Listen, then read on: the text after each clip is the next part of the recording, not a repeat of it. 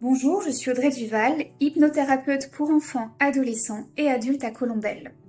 Aujourd'hui, je vais vous parler de l'hypnose et plus particulièrement de la pédohypnose ou hypnose de l'enfant, dans laquelle moi je suis d'ailleurs spécialisée. Beaucoup d'adultes autour de moi me posent cette question, mais on peut vraiment faire de l'hypnose avec les plus petits? En réalité, les enfants sont souvent bien plus réceptifs que les adultes. Leur imagination est vive et ils savent se concentrer naturellement sur une histoire ou un jeu qui les intéresse. C'est exactement ce que nous utilisons en séance. L'hypnose pour enfants n'a évidemment rien à voir avec l'hypnose traditionnelle que l'on connaît. Ici, c'est un accompagnement doux et respectueux avec le jeu, le conte, la visualisation, quand c'est possible et qu'ils sont plus grands, et parfois de petits exercices adaptés à leur âge.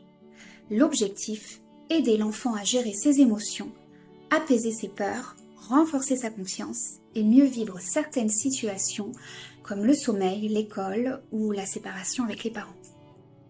Dans ma pratique, chaque séance est personnalisée et adaptée. L'aspect ludique, les outils, les histoires sont choisis selon l'âge, la maturité, le caractère et les goûts de l'enfant. C'est vraiment du sur-mesure pour que chaque enfant se sente compris, sécurisé et surtout acteur de son processus. Par exemple, j'ai accompagné la petite Lily, 4 ans, qui avait beaucoup de peur au coucher. Nous avons créé ensemble un conte magique.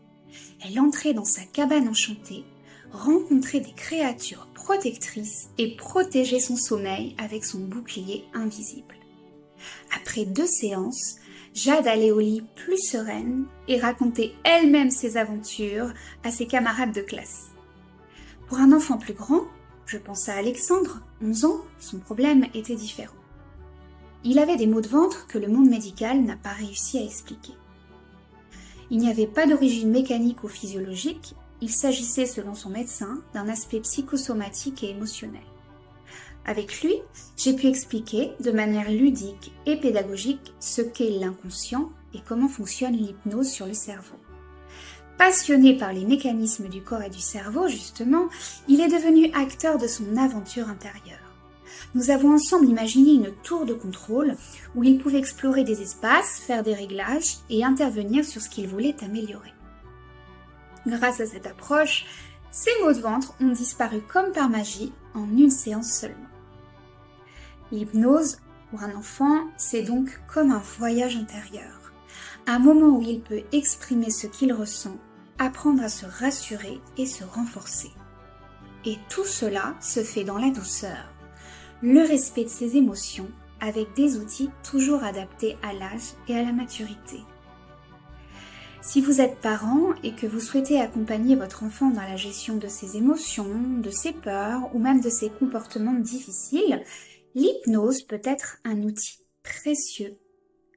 Je serai ravie de vous accompagner pour que votre enfant puisse s'épanouir en toute confiance.